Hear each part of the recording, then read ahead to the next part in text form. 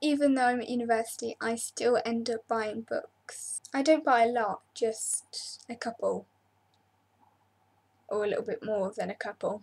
I recently bought this copy of Atonement by Ian McEwan, which is beautiful. This is a vintage war edition, and it's smaller than normal vintage classic.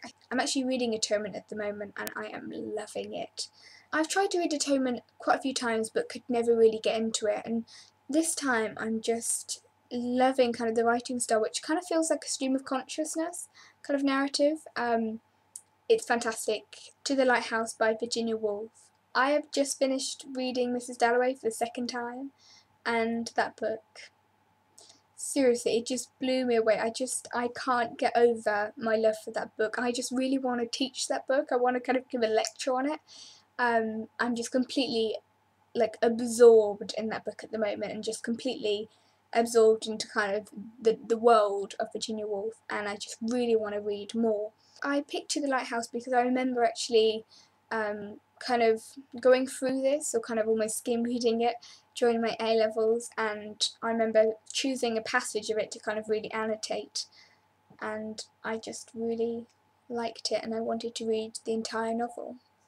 The Tenant of Wildfell Hall by Anne Bronte. There are quite a few reasons why I really wanted to pick up this book. One of those reasons is because I'm going to holiday in the area where the Brontes kind of grew up, and the kind of novels are based around, so like the Yorkshire moors and just the kind of the landscape of Yorkshire in general.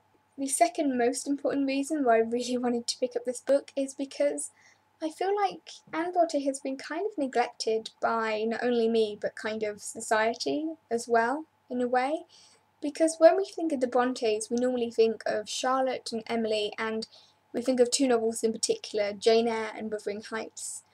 We don't really think of The Tenant of Wildfell Hall, and Anne Bronte is in the Bronte group. We talk about the Bronte sisters as this little literary family, but I never see Anne getting talked about as much as we talk about the other two sisters. So I really wanted to pick up a book by Anne Bronte. Also, I think this may be my favourite cover from the Penguin English Library Classics editions, because this book is just beautiful. Another Penguin English Library is Jude the Obscure by Thomas Hardy. Not that long ago I read Tessa D'Urville's and I loved it.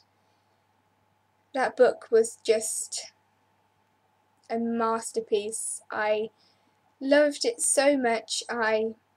It was just one of my all-time favourite books and one of my all-time favourite classics, and ever since then I've been desperate to read another Thomas Hardy, and my mum loves Thomas Hardy and she suggested Jude the Obscure, so I picked it up. The Railway Man by Eric Lomax. I am really interested in war narratives, and in particular kind of post-traumatic stress due to war. And this deals with, the aftermath of war, which is something I'm really fascinated in, and I am kind of desperate to see the film as well. Also, it was $1.99, which is like less than a drink from Starbucks, so I needed to buy it.